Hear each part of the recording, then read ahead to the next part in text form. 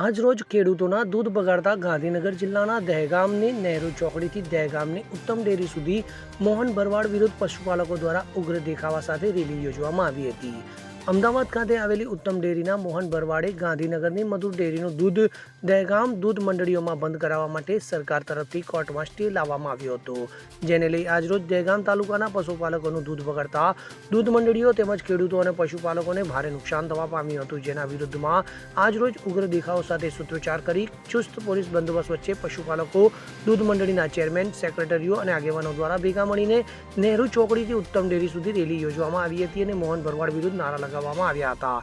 તેમજ દહેગામ ખાતે આવેલી ઉત્તમ ડેરી આગળ જઈને દૂધ ભરીને લાવેલા કેન ઠાલવી દઈને ઉગ્ર વિરોધ નોંધાવાયો હતો। તો પશુપાલકોનું દૂધ બગડતા આજે ભારે હંગામો મચી જવા પામ્યો હતો, ત્યારે આ રેલી દહેગામ શહેરમાં પણ કાઢવામાં આવી હતી।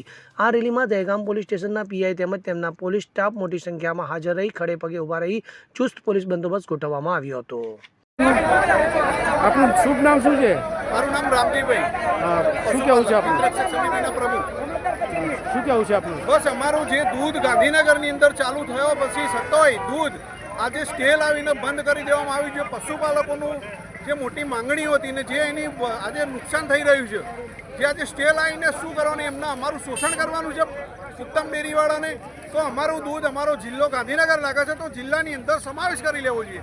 જે દૂધ ચાલુ કરવા છતાંય જો અમારું દૂધની અંદર સ્ટે લાવતા હોય તો આજે પશુપાલકોનું એક દિવસનું 7 લાખ રૂપિયા નુકસાન છે પશુપાલકોનું, એ સરકારને ભરપાઈ કરવું પડશે અને અમે ઉગ્ર આંદોલન કરીશું તમામ પશુપાલકો દહેગામ તાલુકાના।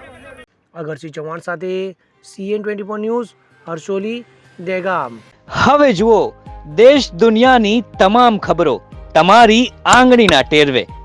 ઉઠાવો મોબાઈલ અને Google Play Store પરથી ડાઉનલોડ કરો અમારી CN24 ન્યૂઝ મોબાઈલ એપ।